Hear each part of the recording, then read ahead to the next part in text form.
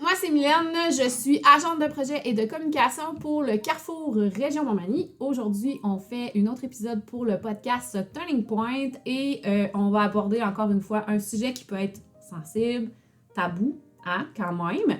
Et je suis avec deux personnes qui vont m'aider à faire ce podcast-là. Je te demanderai de te présenter toi en premier. Oui, donc moi c'est Karine Boutin, je suis intervenante au Havre des femmes. Et toi? Et moi, je m'appelle Marianne Gamache, j'ai 18 ans et j'ai été victime de violence conjugale. Donc, avec l'ouverture aujourd'hui, tu as décidé de venir nous parler de ton histoire. Fait que je trouve ça vraiment le fun parce que, encore une fois, ça va donner peut-être des exemples un peu concrets face à le travail que toi tu fais. Fait que c'est vraiment génial. Fait que dans un premier temps, est-ce que tu veux nous raconter ton histoire comme tu le sens? Puis on va te poser des questions. Tu peux y aller. Oui, parfait. Dans le fond, moi, à 16 ans, j'avais rencontré une fille. C'était la première fille que je suis tombée amoureuse, puis c'était l'amour fou. Ouais. Coup de foudre, ton premier coup de foudre? Ah oui, pour vrai, oui. Puis on s'est rencontrés sur Internet. OK. C'était une amie qui nous avait présenté aussi un peu en commun. On a commencé à s'écrire, ça a cliqué. Puis depuis ce temps-là, on s'était parlé pas mal à tous les jours, je dirais. Là. Mm-hmm. Puis, fait que c'est ça. Dans le fond, moi, j'étais au secondaire dans le coin ici. Ouais. Puis, dans le fond, ben à force... Mais en fait, plus la relation avançait, plus ça devenait, j'imagine, un peu malsain. Oui, ben c'est ça. Dans le fond, c'est vite venu toxique. Je dirais beaucoup de manipulation. OK. Beaucoup de... C'est ça, dans le fond, elle me disait que mes parents, c'était pas des bonnes personnes, que c'était des personnes toxiques pour moi. Puis elle me disait, tu sais, faudrait que tu te fasses émanciper. Cette personne-là était plus vieille que moi. J'en avais 16, elle en avait 19. OK. Puis c'est ça, avec le temps, elle a réussi à vraiment me faire un peu mettre contre mes parents, je dirais. Te mettre à l'écart carrément, là. Ouais, puis je dirais quand c'était dans le mois de janvier-février, elle m'a mis un ultimatum. Dans le fond, elle m'a dit soit que tu déménages dans mon coin, qui était un peu plus loin de chez nous, ou soit qu'on se laisse. Fait que moi, ben, j'étais en amour par-dessus la tête. Hein. C'est ma première amour. Fait que ce que j'ai fait, c'est que j'ai décidé de partir en pleine nuit avec elle. Puis je me suis trouvé une chambre dans le coin de Lévis. Mm-hmm. J'ai commencé une nouvelle école, une job, commencé à être indépendante, je dirais. Là, Puis tu sais, dans le fond, si je comprends bien, t'étais pas majeure à ce Non, moment-là. non, là. j'avais vraiment 16 ans. OK. Puis c'est ça. Ben, je me disais, en arrivant là-bas, je trouvais que ça allait un peu mieux. Je me disais, ben, tu sais, peut-être que ça va peut-être faire que notre relation va être mieux, qu'on va moins chicaner, que ça va être plus... qu'on va avoir une meilleure relation. Mais vite, le contrôle est revenu. Moi, dans mon cas, elle m'empêchait de prendre mes antidépresseurs. OK. Elle m'a fait diminuer ma dose. Elle m'empêchait de parler à mes parents, de les voir. Souvent, des fois, je textais ma mère, je parlais en cachette parce que je voulais quand même y parler. Là. J'ai toujours été très proche de mes parents, j'ai toujours eu une belle relation. Donc, ben c'est ça. Assez vite, le contrôle, la manipulation a embarqué, puis la violence physique aussi. Là. OK. Ça a commencé avec le serrage de bras là, pendant une chicane, puis finalement, ben, elle m'avait dit « je m'excuse, je me sens mal, je veux pas... tu sais, je veux pas que ça empire, là. » Puis j'avais dit « ben, moi non plus, mais tu sais, je t'aime, puis tu sais, je sais que tu l'as pas facile, que tu sais, t'as eu un gros vécu, fait que tu sais, je vais rester, puis je vais t'appuyer, mais... » Finalement, ben, elle a recommencé, puis c'était de plus en plus... Récurrent. Ouais, je dirais, là, puis de plus en plus fort, là. C'était pas juste, mettons, poignée de bras, des fois. Je me souviens une fois, j'étais à mon appart, on s'était vraiment chicanés. Parce que dans le fond, moi, j'avais décidé de demander de l'aide à une de mes intervenantes à l'école, puis elle m'avait donné un petit papier de, je pense, SOS violence conjugale ou quelque chose comme ça. Puis quand elle était venue chez nous, elle avait vu ce papier-là, puis elle s'était fâchée. OK. Puis elle m'avait pris par la gorge, puis elle m'avait accoté dans un mur. Là. OK. Fait que, rapidement, la DPJ est rentrée dans ma vie, vu que j'étais considérée comme en fugue, là. Ben ouais.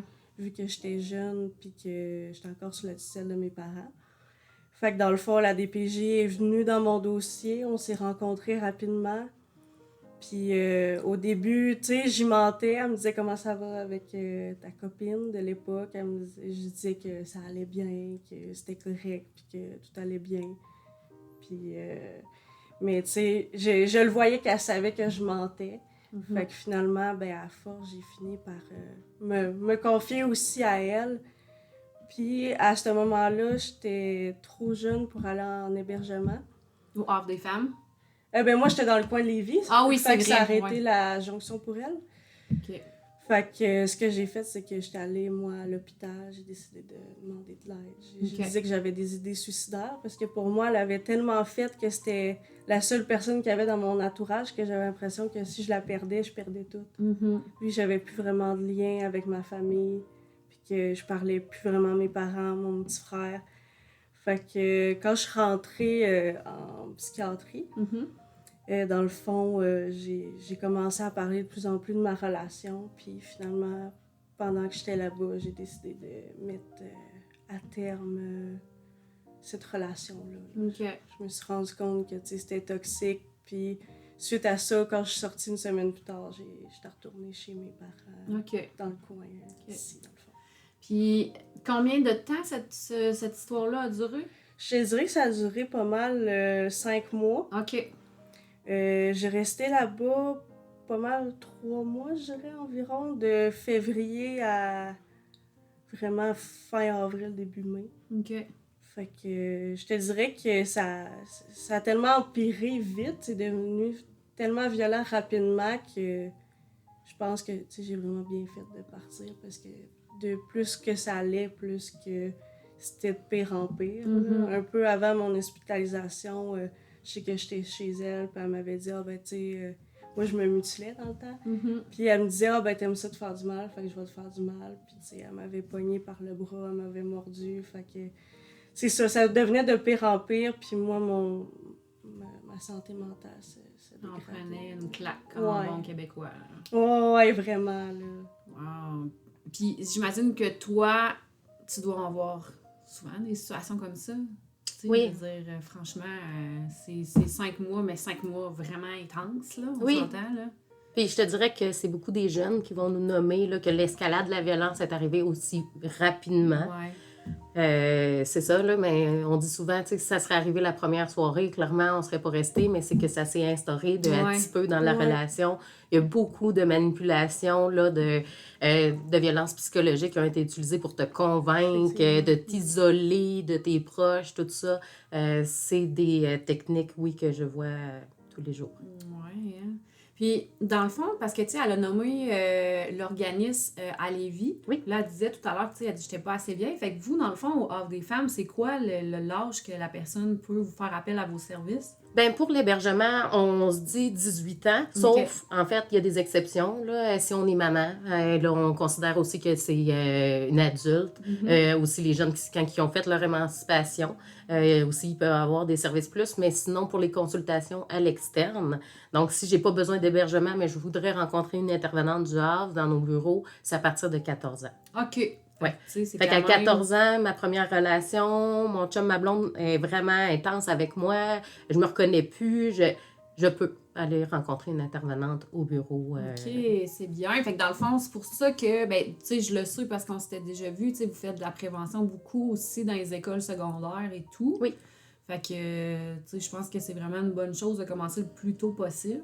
Même avant ça, l'idéal, là, ça serait qu'on soit dans les écoles primaires pour aider à faire la différence entre la colère, l'agressivité puis la violence. Parce que moi, je parle avec des adultes régulièrement, puis il y en a plusieurs qui font pas la différence. Okay. Fait que de commencer avec la base, puis d'aller casser tout ce qui est des mythes. Hein? Puis au primaire, on l'entend beaucoup. « Ah, lui, il t'écoeure parce qu'il t'aime. » Ouais. On est déjà dans de la problématique de confondre l'amour et la haine. Tandis que c'est tellement des choses qui ne s'apparentent pas. Oui, le fameux on écœure ce qu'on aime, finalement. Là, j'ai déjà entendu ça, moi, dans mes parents qui disaient ça et tout. Là. Et voilà. C'est vrai, t'as raison. Puis, tu sais, mettons, exemple, tu sais, on prend Marianne parce que c'est notre personne aujourd'hui, mais tu sais, dans sa situation, si elle aurait voulu avoir des services avec le Havre des femmes, c'est quoi, tu sais, la méthode d'entrée, comment ça marche? Ben, nous, on souhaite là, que les personnes, ça soit à l'aise, qu'on ait plusieurs moyens de communication. L'idéal, là, c'est le téléphone. Il va falloir qu'on s'appelle à un moment donné, mais en attendant, on peut s'écrire via le Messenger, TikTok, toutes les conversations privées, Instagram, name it, là, vraiment tous les réseaux sociaux.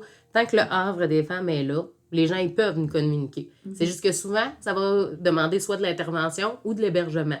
Puis dans les deux cas, on n'est pas spécialiste en clavardage, en intervention. Ouais. Fait que si le besoin est que clavarder est jamais rencontré, on va pouvoir référer à SOS Violence conjugale qui font le clavardage à l'intervention. OK. Si on a rapidement un besoin d'hébergement ou on ne pense pas avoir besoin d'hébergement, mais on aimerait ça disparaître de la map une petite fin de semaine pour avoir le temps de remettre ma relation en perspective, prendre des décisions, mettre des choses au point, bien ça, je peux. Fait que je vais avoir besoin de l'adresse. Puis ça, je l'écrirai jamais. Ben non, c'est ça. C'est ça, c'est un bon point parce que dans le fond, le Havre des femmes, tu sais, même moi qui a déjà été intervenante, je ne connais pas l'adresse de la résidence, tu sais. Puis c'est au niveau sécuritaire aussi, là. C'est vraiment pour la sécurité des femmes et des enfants qui viennent en hébergement. On tient à avoir la confidentialité de l'adresse. Mais après ça, quand les femmes nous appellent, on leur donne l'adresse. Ben oui. On leur donne, puis on se rejoint, on trouve différents moyens. Hein, parce que si c'est une amie qui vient de porter, je vais te donner un point de rencontre, je vais aller te chercher. Mais on trouve toujours la manière d'arriver à faire l'accueil des personnes tout en restant sécuritaire, autant pour les personnes qui viennent que les personnes qui sont déjà dans la ressource. OK. Puis là, tu sais, là, j'écoute parler, puis là, je viens de catcher que là, finalement, tu l'as déjà rencontré, Karine, je veux dire. Parce que là, elle vient de dire, on donne un rendez-vous, puis là, t'as dit oui, je me rappelle. Ben, dans le fond, moi, j'étais... moi, suite à cette relation-là, moi, j'ai, dans le fond, appelé au Havre des femmes, puis moi, j'ai eu un suivi externe, mais oui, on s'est beaucoup vu quand tu faisais des ateliers dans les écoles, puis c'est comme ça qu'on s'est pas mal rencontrés aussi. Là. Oui. OK. Puis tu dirais que, tu sais, ça t'a apporté quoi d'avoir des services comme le Havre des femmes ou d'une autre ressource dans ce que tu vivais à ce moment-là? Ben, je dirais que ça m'a beaucoup aidé. Ça m'a apporté à voir un peu les signes, les red flags de quand que c'est pour être une relation de violence, de contrôle. Il y a souvent des signes avant-coureurs, comme qu'on peut dire. Puis c'est ça, c'est vraiment tout démystifié. Puis je sais que c'est pas mal ça. T'as appris beaucoup. Oui, j'imagine que exactement. t'as aussi travaillé ton estime de soi et tout, parce que, tu sais, est-ce que, tu sais, je vais aller peut-être dans un peu plus personnel, quoi qu'on est quand même là-dessus depuis le début, mais, tu sais, est-ce que tu as eu des répercussions après qui sont restées face à avoir vécu ça? Tu sais, t'as-tu comme eu un sentiment de peur dans tes prochaines relations? Ou, tu sais, des fois, ça peut comme un peu affecter notre confiance de couple. Finalement, ben des fois, ça affecte carrément, là, je pense, là. Est-ce que tu as vécu ça? Ben, pas à ce moment-là, parce que moi, 1 an plus tard, j'ai rencontré... j'ai eu un autre conjoint, puis c'était plus subtil, je dirais, puis j'ai vécu une autre relation de violence, puis c'est beaucoup plus par après, c'est plus cette relation-là que je dirais que j'ai eu beaucoup plus de répercussions, flashbacks, hypervigilance, anxiété, toutes ces répercussions-là, je dirais.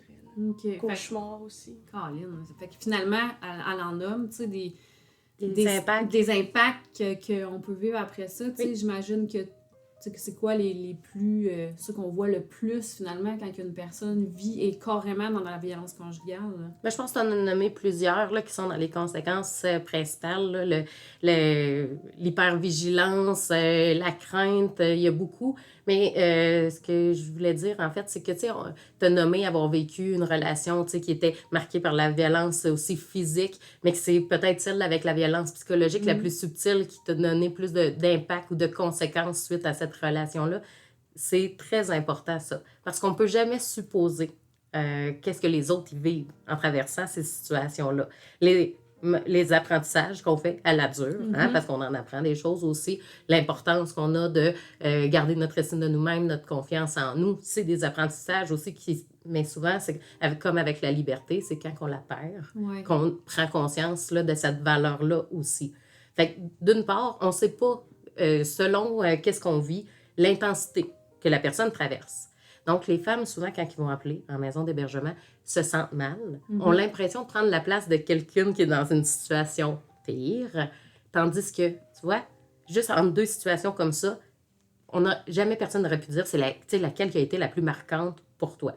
Puis à différents niveaux, différentes situations, ça a été marquant aussi. Mais reste quand même que de prendre conscience que c'est dans la subtilité que ça a été blessant. Ben, c'est de se dire aussi que l'impact est à ce niveau-là. Fait que moi, j'ai pas l'impression que je vis de la violence conjugale parce que on s'est jamais frappé. Il m'a jamais frappé, elle m'a jamais frappé. Tandis qu'on n'a pas besoin de vivre la violence physique pour vivre la violence conjugale. Ouais, les impacts sont autres. Quand la violence est subtile, bien souvent les blessures, elles le sont aussi plus subtiles. Hein? Ils ne laissent pas de marques visibles. Exactement. Mais reste que c'est super important d'aller reconstruire qu'est-ce qui a été blessé pour différentes raisons, pour revivre ça, pour se reconstruire, exactement. pour notre résilience, pour continuer à vivre après avoir vécu ces événements-là. Fait que de toutes les manières, c'est important de pouvoir se reconstruire à ça, mais on ne peut pas supposer qu'il y en a une qui est pire que l'autre. Il n'y a pas une hiérarchie de la violence. Non, Hein? c'est ça, exact. Mais tu sais, justement, tu abordes le point de violence, tu sais, tu peux-tu... parce que, tu sais, le but aujourd'hui aussi, c'est quand même de faire de la prévention puis de sensibiliser. Donc, tu sais, si jamais il y a des gens qui nous écoutent puis qui peut-être qui vivent des choses comme ça, tu peux-tu nommer un peu c'est quoi les types de violences qu'il peut y avoir? Parce que je sais qu'il y en a quand même plusieurs. Oui. En fait, moi, j'ose le dire, là, il y a autant de formes de violence qui existent que de personnes qui vivent la violence conjugale parce que je l'ai vécu personnellement, cette forme-là. Mais après ça, exemple, là, la violence envers les animaux. Quand c'est notre chien qui a été frappé, on a l'impression qu'on est les seuls à avoir vécu cet événement-là. Et oui, dans cette situation-là, tu as été la seule. Okay, mais quand on prend un pas de recul comprends. puis qu'on se dit la violence envers les animaux dans les scénarios de violence conjugale, bien, ça arrive pas mal plus que qu'est-ce qu'on peut s'imaginer. D'aller faire mal à quelque chose ou à quelqu'un que t'aimes, ça te fait encore plus de peine que s'il le fait directement, qu'elle le fait directement sur toi. Donc, là, quand on prend conscience de tout ça, on se rend compte que je pensais être seule. Finalement, on est des millions à avoir vécu cette forme de violence-là. Fait que de un, je suis pas toute seule. C'est une stratégie qui est mise en place volontairement dans ma relation pour prendre du pouvoir sur moi. Parce que la violence conjugale, ça a un but. Le but de la violence conjugale, c'est pas que la personne elle te laisse. Là. Ouais. Le but, c'est pas non plus qu'elle s'épanouisse, mais juste à côté de toi. Là. Le but de la violence conjugale, c'est de dénigrer, de rabaisser la personne tellement petite qu'elle peut la mettre dans sa poche. Mais oui, c'est ça. C'est exact. le contrôle sur la personne. Carrément, comme Mariana disait tout à l'heure. Là, c'était Une vraiment... emprise. Ouais. Une emprise, c'est vraiment le bon mot. Donc, quand on parle de violence conjugale, c'est assez complexe parce que le terme violence, on n'a pas la même définition. Non, c'est ça. Moi, la violence psychologique, je suis capable de la nommer, je l'aperçois, je l'entends, je l'analyse. Il y en a d'autres qui vont me dire, ben quand c'est rendu qu'il faut que je barre ma porte ou je mette des armes ou tu sais, que je me prépare, là, je le sais, que c'est de la violence. OK. On n'a pas la même définition de qu'est-ce que c'est la violence. Et on n'a pas la même définition que qu'est-ce que c'est conjugal. Parce que des fois, on va voir deux personnes qui habitent ensemble, qui vivent ensemble, que ça fait longtemps qu'ils sont ensemble, tandis qu'il n'y a pas un nombre de temps. Des fois, ça arrive très rapidement dans la relation. Des fois, ça va s'immiscer tranquillement dans la relation, puis c'est après 1 ou 2 ans qu'on va pouvoir dire « Hey, là, il y a quelque chose qui ne va pas dans ma relation. » Donc, chaque histoire est unique, mais il y a des red flags, il y a des signes précurseurs qu'on peut quand même se nommer, puis prendre conscience que quand on les voit, ces signes-là, il faut se dire, hey, il y a peut-être quelque chose qui cloche dans ma relation. Puis il y a aussi, aussi au niveau financier, je pensais que quand il devient avec... c'est pas une forme de violence aussi, hein? La violence économique, moi je leur dis quand tu n'as pas le contrôle de ton portefeuille, il y a peut-être quelqu'un qui l'a. Ouais, mais ça se fait de manière subtile. Hein? Il y en a qui m'appellent et disent là, mon chum, il s'assoit au comptoir du restaurant où je travaille pendant 8 heures que je travaille. Je vais perdre ma job ou mon chum. Ouais. Mais lui, il me dit, tu sais, quand on est jeune, mais toi, tu es à l'école de jour de semaine. Fait que tu vas travailler les soirs et fins de semaine. Fait que ta job est plus importante que moi. Le but, c'est d'enlever l'autonomie financière à la personne. Moi, je travaille. Si tu as besoin d'argent, demande-le. Tu n'as plus ton autonomie financière.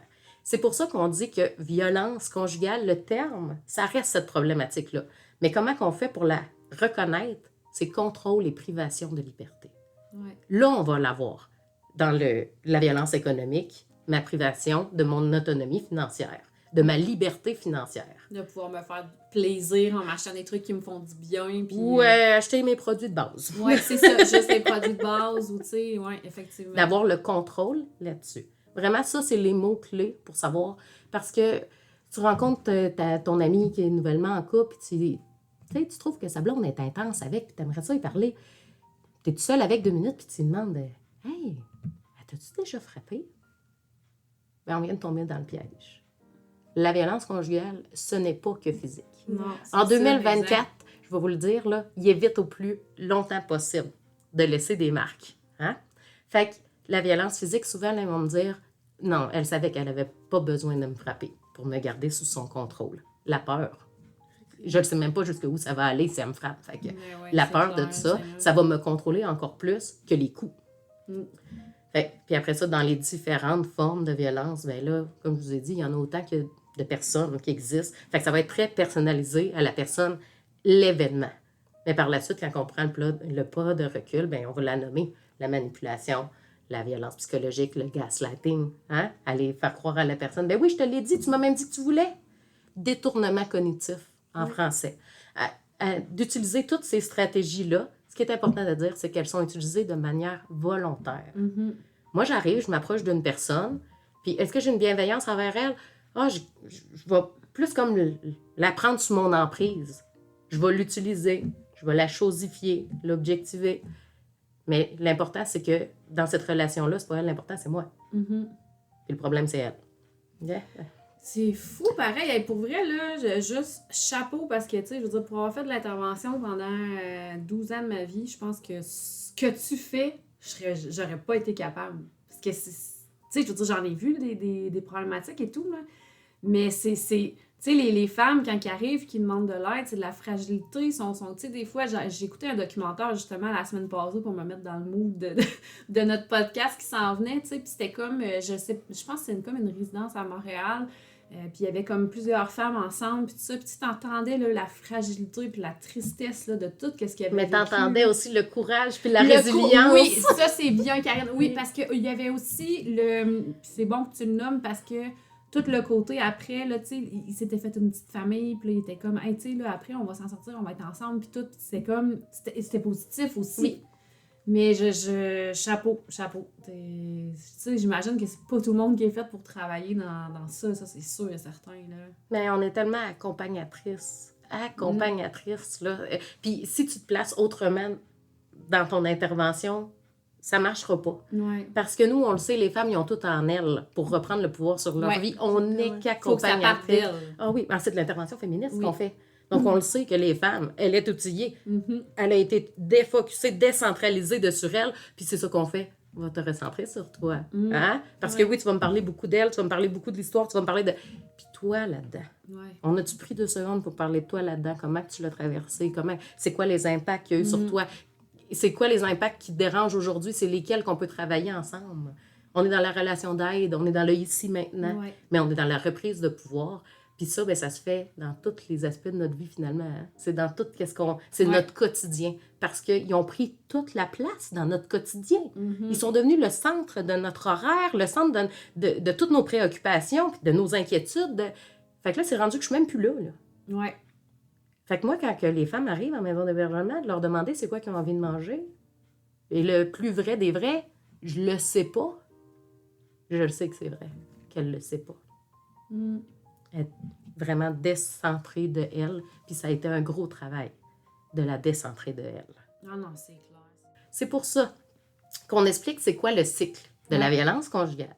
Mm-hmm. Et ce cycle-là, il se vit en 4 phases. La première, c'est la phase de la tension. Fait que celle-là, c'est tu le sens que tu as fait quelque chose de pas correct. Peu importe qu'est-ce que tu as fait, même si tu as tout fait qu'est-ce qu'il fallait que tu fasses, tu le sens là, qu'il y a quelque chose qui se trame, quand même pas de bonne humeur, peu importe qu'est-ce que tu essayes, ça marche pas. OK. Alors, la phase de tension est présente. Puis souvent, on va la décrire avec des silences lourds, des regards menaçants, des c'est quoi j'ai fait? Non, c'est correct, t'as rien fait. On le sent tout de suite que la tension est présente. Entre la phase de la tension et la phase d'agression, ça pourrait être écrit en gros rouge, peu importe qu'est-ce que tu vas faire. peu importe ce que tu vas faire, fais-le tout comme il faut, fais-le tout pas comme il faut. La phase d'agression, elle va arriver. Parce que le but, c'est de prendre du pouvoir sur la personne. Puis c'est dans ces phases d'agression-là où on perd le plus de pouvoir parce qu'on doit, nous aussi, utiliser une stratégie, que ce soit de survie, de subordination, de résistance, peu importe, mais il y a une stratégie aussi qui va être utilisée et qui va, plus souvent qu'autrement, nous faire perdre du pouvoir sur notre vie. OK. Après la phase de la violence, en fait, la phase de l'agression, c'est souvent là que les filles vont nous appeler, en nous nommant « J'ai tout fait pour pas que ça arrive. Ça arrive pareil. C'est moi le problème. Si l'autre personne a le problème, je le sais pas, mais il y a clairement un problème. Fait que je vais partir de là. » Mais à la seconde qu'on regarde nos valises ou notre sac à dos, la personne, elle sait qu'il faut tout de suite qu'elle travaille. Mm-hmm. Fait que la phase de justification vient s'en mêler. Puis là, c'est énorme. On l'a déjà dit, là, la personne, on l'a appris à la connaître, elle a appris à nous connaître, on s'investit dans la relation. Souvent, on a déjà marché sur quelques-unes de nos valeurs pour arriver jusque-là. Fait que c'est encore plus contraignant à ce niveau-là. Puis là, elle nous parle en nous disant que ça va pas bien de ce temps-ci. Mais que toi, t'es là pour l'épauler. Puis une chance que t'es là parce que là, je sais pas qu'est-ce que je ferais, puis c'est la faute à ma job, l'école, le ci, le ça, tes parents, mes parents. C'est la faute à tout le monde, sauf à moi. Mm-hmm. Puis quand enfin c'est nommé, que j'aurais peut-être une part de responsabilité, ben on est encore dans la polarisation, là, genre appel en thérapie, aide-moi, va me porter à l'hôpital. Fait que... Mais on n'est pas dans je viens de prendre conscience de quelque chose. Là. Ça marche pas pantoute. On n'est pas là, OK? On est vraiment dans la personne qui se déresponsabilise d'un côté extrême ou l'autre. Mais c'est pas de sa faute. OK? La personne qui va accepter les justifications, là, c'est parce qu'elle la connaît. C'est parce qu'elle sait qu'elle n'est pas toujours comme ça. Mm-hmm. Puis c'est vrai, effectivement, elle n'est pas toujours comme ça. Ça serait toujours comme ça. Ça serait facile de mettre fin, mais elle n'est pas toujours comme ça.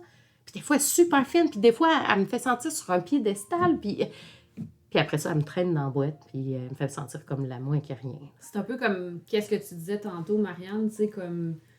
Elle t'avait dit, en tout cas, si je me rappelle bien, là, tu sais, pour telle raison, puis finalement, t'as fait, ben je vais rester là, puis tout ça. Puis c'est vraiment quand t'es rentrée à l'hôpital que t'as comme fait ta peur, là. Il y a un méchant gros red flag, là. Oui, effectivement, parce qu'on avait quand même nos bons moments, on avait des beaux souvenirs ensemble, puis c'est à ça que je m'accrochais. Je me disais, ben tu sais, des fois ça va bien, il y a des fins de semaine où qu'on se voit, puis justement, ça file le parfait bonheur. Mais tu sais, quand j'ai pris conscience vraiment du cycle de la violence, je me suis dit, ouais, non, c'est vrai, ça recommence tout le temps, puis ça tourne en rond. OK. Et moi, j'ai une question à te poser. Parce que là, tu sais, tu donnes plein d'exemples, puis tout ça. Puis, tu sais, comme tu as dit tantôt, le Havre des femmes, c'est une approche féministe, puis tout ça. Mais les hommes, mettons, parce que ça arrive, là, qu'il y a des hommes qui vivent la violence conjugale aussi. Tu sais, mettons, eux, ils peuvent, parce que si jamais il y en a qui nous écoutent, tu sais, juste pour un peu donner d'endroit ou de l'aide, ils peuvent aller chercher de l'aide où? Y en a-tu des maisons comme ça pour les hommes? Il n'y a pas des maisons comme ça, mais il y a des services de consultation. Fait que ce soit auprès du CLSC ou du Centre Yvon Mercier, ils peuvent avoir des ressources là. Il me manquait une dernière phase dans mon cycle des 4 phases. C'est pour ça que j'ai... Dans la dernière phase, c'est la phase de réconciliation. Est-ce que c'est un peu... Moi, j'avais vu ça au cégep, mais il y a longtemps. On appelait la phase de la lune de miel. Oui, exactement. C'est ça. Okay. En fait, coupe si tu veux. La phase lune de miel, maintenant, on en parle beaucoup plus en exploitation sexuelle. OK. Oui, parce qu'au début, on va vraiment parler d'une lune de miel, où l'hôtel, le ultra-luxe, les bijoux, etc. Puis après ça, tu me dois quelque chose. OK. Okay? Tandis que dans la phase dite lune de miel, qui est maintenant la phase de réconciliation, ben ça va être dans cette phase-là où on va faire naître l'espoir que ce n'était que temporaire, que ça ne recommencera plus, faire vivre les beaux moments, se raccrocher à ça. C'est important de dire que la violence et le contrôle sont présents dans toutes les phases, mais ils prennent de différents visages. C'est pour ça qu'on disait, au niveau du GPS, c'est dans la phase de lune de miel qui a réussi à ouvrir ma géolocalisation avec mon consentement. Donc, ce n'est pas vivre la violence, ne pas en vivre. C'est pas quelqu'un genre, pis comment ça va aujourd'hui, ça va-tu bien ton couple? Ça va jamais bien, mais ça dépend de la personne, l'auteur de violence, s'il choisit qu'aujourd'hui, ça va être une belle journée ou non. Parce que si on pense que les victimes de violences conjugales sont toujours tristounettes, qui qui n'ont pas le droit de rire, s'il a dit qu'aujourd'hui c'était une belle journée, mets-toi un sourire d'en face. Donc, c'est pas juste le contrôle de ma tristesse, c'est le contrôle des émotions, contrôle de ce que je vais vivre finalement. Je fais un swing sur ce que tu viens de dire. Est-ce que c'était un peu ça toi aussi? Tu sais, dans le sens où si elle décidait que c'était pas une bonne journée, c'était pas une bonne journée. Si elle décidait que c'était une bonne journée, c'était une bonne journée. Oui, effectivement, là, on est vraiment comme leur marionnette, là, je dirais. Là. On est vraiment contrôlé de toutes les façons. Oui, toutes les façons, exactement. Là. Comme tu disais, il y a tellement de types de violence, de formes, que... Ouais. OK. Puis, tu sais, on peut parler des règles dans le couple, OK? Dans tous les couples, il y a des règles, règlements, des consignes, OK? Il y en a qui sont explicites, puis il y en a qui sont implicites. Mm-hmm. Hein? Il y en a là que dès qu'on commence à être plus officiel, ben on devient exclusif. T'sais, on est juste nous deux, on date plus les autres. Ça arrive que ça vient comme ça, puis on se le dit pas. On se le dit pas. Mais il y en a des gens qui ont besoin de se le faire dire. Hey, là, on date plus, OK? Parce que là, on est ensemble officiellement. C'est ça. Là, c'est-tu officiel? OK? Donc, dans tous les cas, il y a des règles explicites et implicites. En la violence conjugale, il y a une personne qui va imposer les règles et elles vont être très complexes et contradictoires. Ça veut dire que les filles qui sortent d'un bar, c'est toutes des putes, mais moi, je sors d'un bar.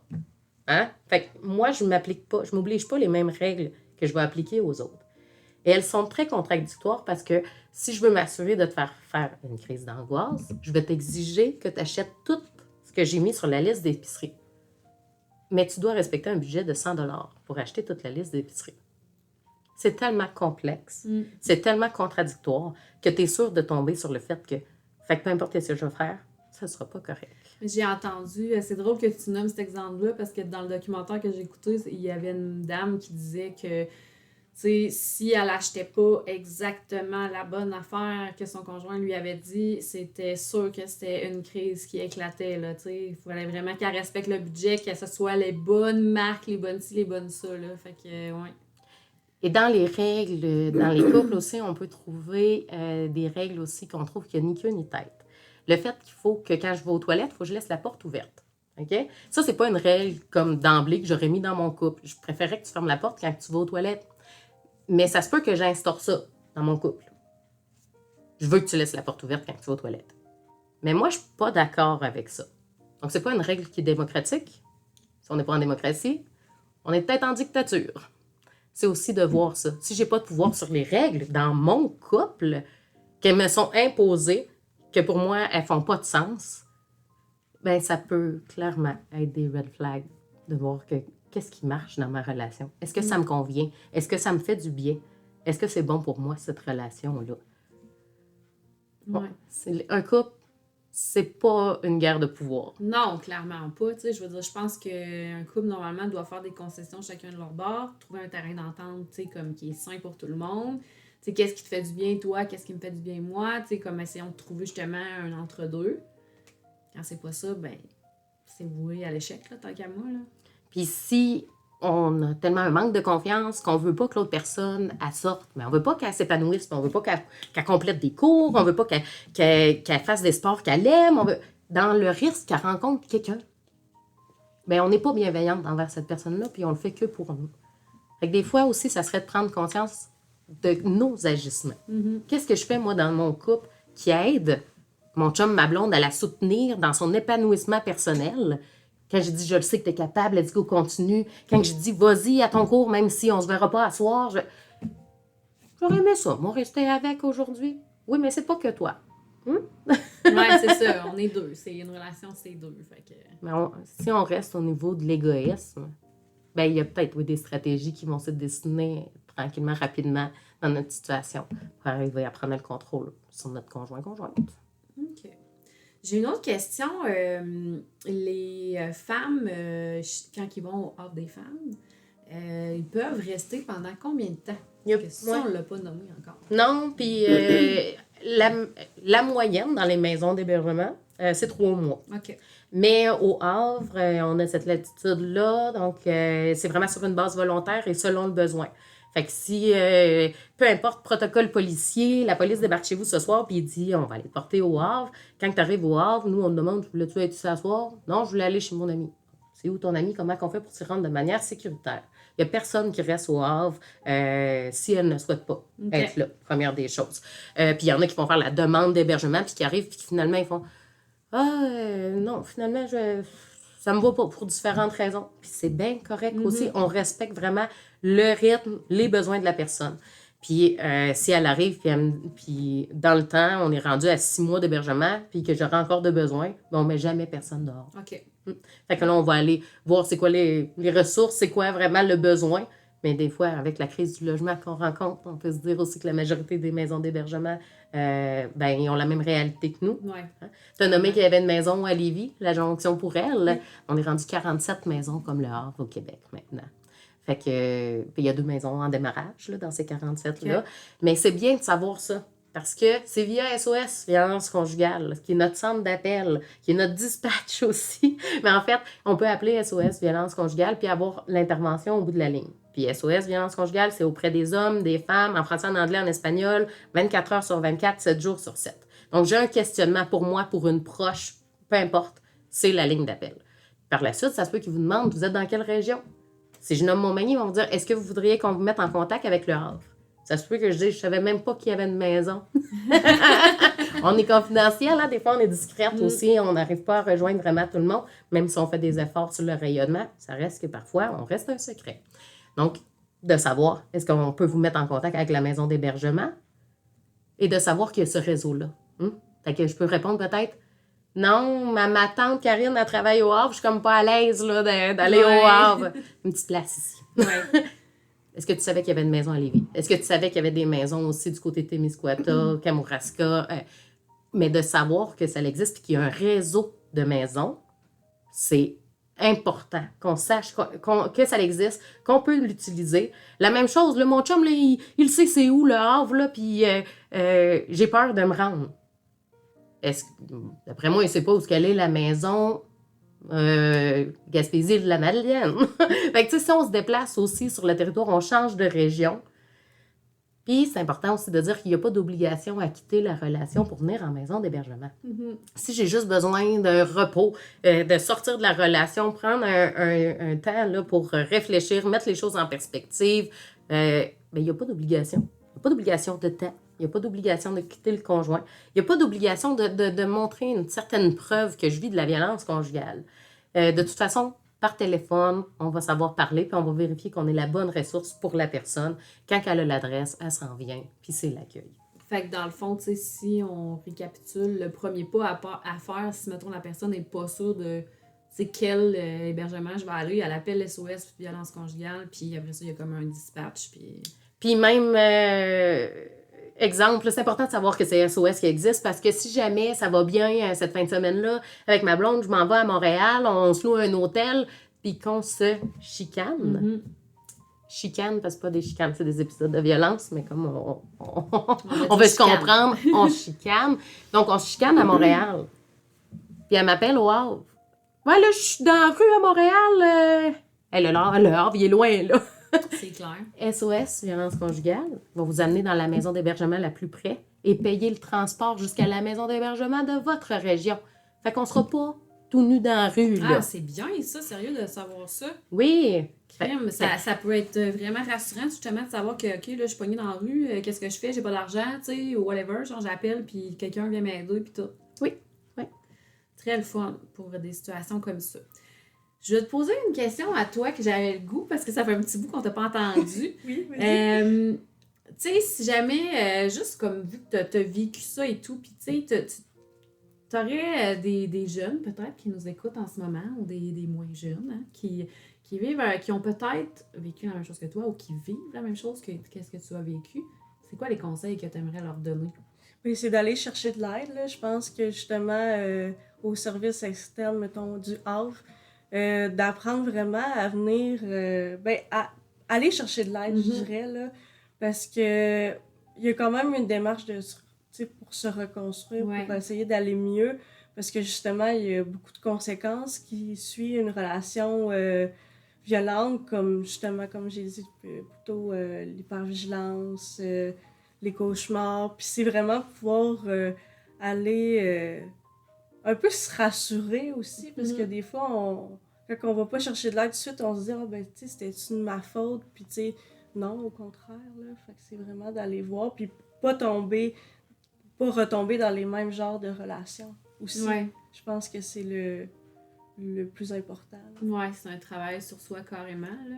Puis toi, qu'est-ce que tu dirais si, mettons, quelqu'un nous écoute en ce moment puis qui a un doute ou quelque chose? Petite pensée que peut-être que c'est moi, mais je suis pas sûre.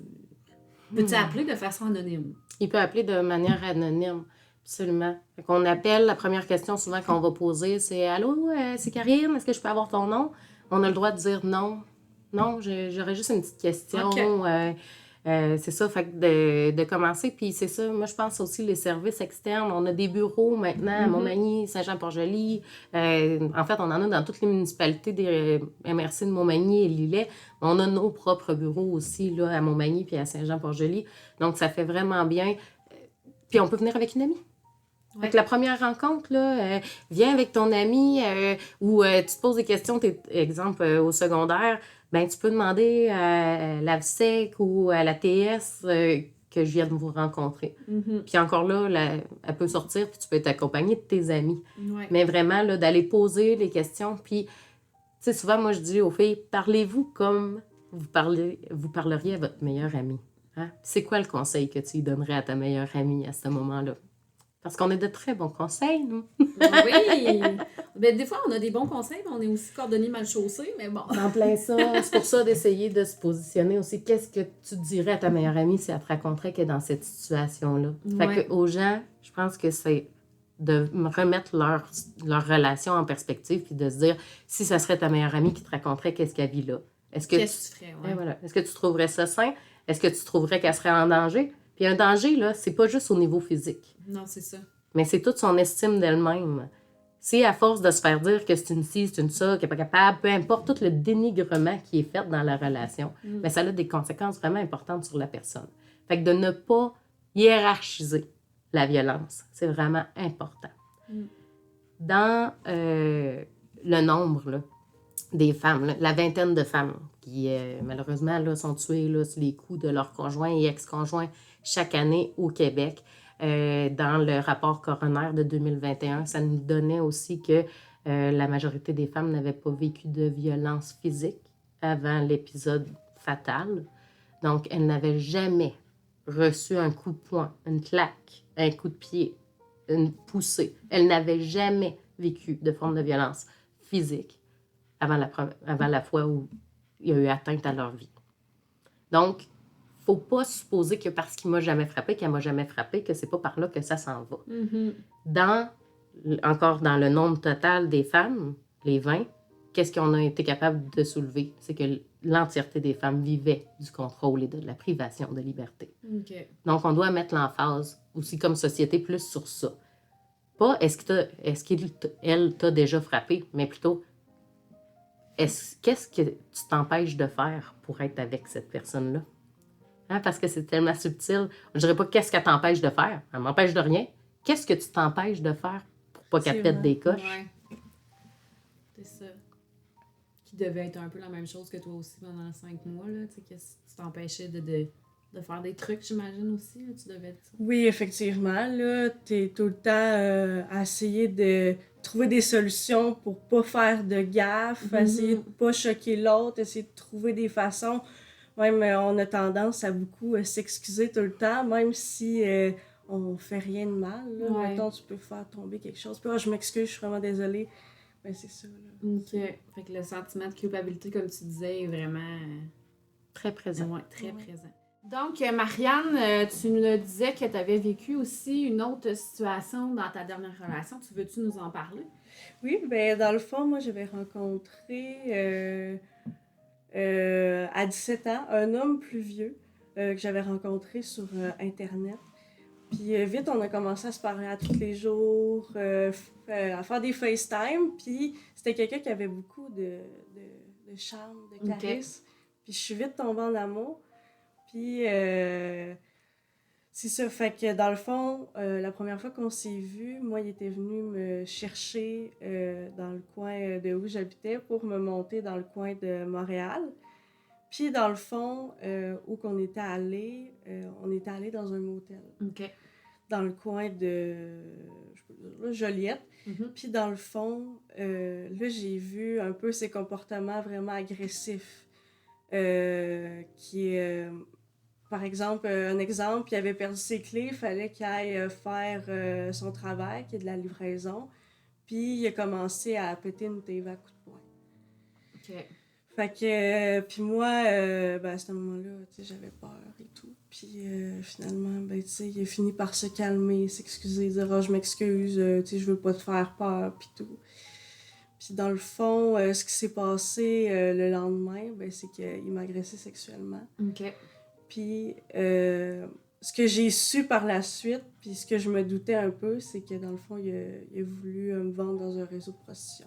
OK. Dans le fond, quand il me disait « Ah, je vais aller te reporter chez vous », il fallait tout le temps que son boss vienne voir son char parce qu'il y avait des problèmes.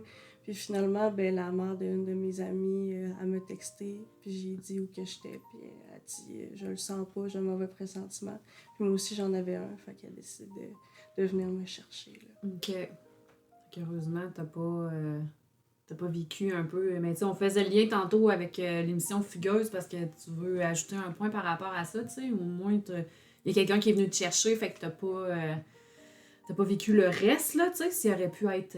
Oui, j'ai été très chanceuse, Ouais. là. J'ai réussi vraiment à me sauver. J'ai dit « Ah, je m'excuse, faut que je parte. » Tu sais, j'ai trouvé un peu... j'ai inventé une histoire un peu pour le rassurer, puis dire « Oh, on va s'en revoir, inquiète-toi Ok. pas. » Fait qu'ils vont partir, puis j'ai réussi à me sauver. OK. Est-ce que tu voulais ajouter par rapport à ça? Ben, tu sais, des fois, on se dit la violence conjugale, c'est quelqu'un qui est hyper jaloux, qui veut pas que personne regarde ma blonde, etc.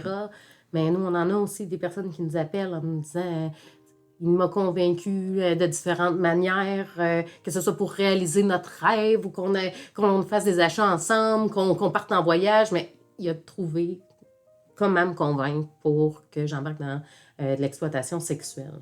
Donc, c'est quelque chose qu'on voit, là. Puis quand les personnes nous appellent et disent, ben, c'est pas un pimp, c'est mon chum, ou en fait, que la personne qui organise là, les clients ou tout ce stratège-là, ben, que c'est la personne qui dit t'aimer. Encore là, ben, les maisons d'aide et d'hébergement peuvent venir en aide là, quand on est dans une situation comme ça. Clairement, il y a des ressources tu sais, pour les femmes qui sont prises dans le réseau de la prostitution. Sauf que là, on parle de mon chum, ma blonde m'a convaincu de faire ça. Donc, on est vraiment au niveau de la violence conjugale. Il y a plusieurs stratégies qui peuvent être utilisées là, pour prendre le contrôle sur nous, mais tout ce qui est via le téléphone, c'est ça, là, que ce soit avec les messages textes, les appels, convaincre la personne par ces messages-là. Fait qu'on va vivre aussi les violences psychologiques, de faire vivre le rêve, de ramener la faute sur la personne. Ça finit par convaincre la personne de poser des gestes qu'elle n'aurait jamais fait. Oui, clairement. Puis, tu sais, c'est fou, mais quand mettons, tu sais, parce que justement, on dirait que dernièrement, je me préparais vraiment au podcast parce que je me suis tapé aussi la Fugueuse 1 et 2, là, j'étais comme dans la thématique. Puis on dirait que, tu sais, je sais pas si je suis la seule, mais honnêtement, des fois, on pense que ben, ça arrive pas par ici, ces affaires-là, là, tu sais, c'est comme plus dans les grands centres et tout ça, mais tu l'as carrément nommé que ça arrive, qu'il y en a par ici aussi, là. Oui. Donc, tu sais, je veux dire, c'est pas juste à la TV, finalement, là, tu sais, ça se peut, là, pas du tout. Puis encore là, moi, je l'aime bien l'exemple de Fugueuse parce que c'est une fille d'une famille qui est non dysfonctionnelle, qui avait comme pas... parce que des fois, on va dire, ah, il y avait peut-être là, un terrain fertile ou peu importe. Là. Pas du tout. Pas du tout. Autant dans Fugueuse que la majorité des filles que je rencontre, hein, c'est pas... c'est indépendamment de notre âge, de notre éducation, de notre profession, de l'argent qu'on a dans notre compte ou de qu'est-ce qu'on a déjeuné ce matin.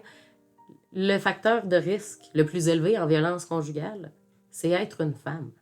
Point. Ouais. Mais il y a des facteurs de protection aussi. On va en mettre en place, comme assister à un cours d'autodéfense. Comme savoir c'est quoi les red flags, c'est quoi les signes précurseurs de la violence dans une relation. comme de déconstruire les mythes, que la jalousie, c'est jamais une preuve d'amour, Mhm. que l'alcool et la drogue ne sont pas la cause principale de la violence dans les relations amoureuses, qu'un enfant qui est issu d'une famille où il y a de la violence a autant de chances qu'un autre de le reproduire. Ouais, c'est clair. Il y a des mythes solides à discuter dans notre société pour qu'on arrive à esquiver au maximum ces violences-là qui se dirigent sur nous de manière volontaire. Ah, c'est clair, c'est clair. J'ai déjà entendu la fameuse phrase « Ah, mais tu sais, quand il boit, c'est là que ça arrive, puis il est correct quand il boit pas, tu sais, mais... » Effectivement, il y a tellement de mythes et préjugés de la société là, qui fait que on se culpabilise nous-mêmes, là, parce qu'on... Vraiment. Mais c'est vrai que le coup est parti 2 fois plus vite puis 2 fois plus fort. Souvent, quand je vais chercher les filles à l'hôpital, la première chose qu'ils me disent, c'est « il avait consommé ». Fait que ça a parti. Je le sais, je m'en doute en fait, qu'il avait consommé. Ouais. Parce que sinon, il pourrait pas te dire « tu le sais que je suis pas de même quand je t'agis ». Mhm. La justification est déjà donnée. Fait que oui, le coup part 2 fois plus vite puis 2 fois plus fort. Hey, c'est fou, là, tu sais, je veux dire, je pense qu'on pourrait en parler pendant des heures Ah, oui. et des heures et des C'est vrai. heures. Tu sais, je veux dire, autant parce que qu'est-ce que toi t'as vécu maintenant, la femme que t'es aujourd'hui, que toi, mais qu'est-ce que le travail que tu fais, moi, je suis comme, j'ai l'impression de boire des paroles puis de faire comme c'est... Tu sais, c'est intéressant, puis je trouve ça le fun que, justement, on fasse ce podcast-là, parce que si ça peut conscientiser du monde, on a atteint un objectif, là... Juste aider au moins une personne, peut-être, Ouais. ou semer une graine. Ouais, exact. Je pense que c'était vraiment ça l'objectif. Est-ce qu'il y a d'autres choses que vous aimeriez dire avant la fin? Ou... Ben, s'il reste du temps, moi je dirais, si tu trouves qu'il y a quelque chose qui cloche dans ta relation, c'est parce qu'il y a quelque chose qui cloche dans ta relation. Ouais, c'est ça. Si tu te poses la question, Souvent, c'est d'y répondre. Oui, oui, oui. Demander de l'aide, là. Ouais. Il y Absolument. a tellement de services, justement, sur les violences conjugales. Mm. OK. Hey, mais merci les filles. Pour vrai, ça a tellement passé vite.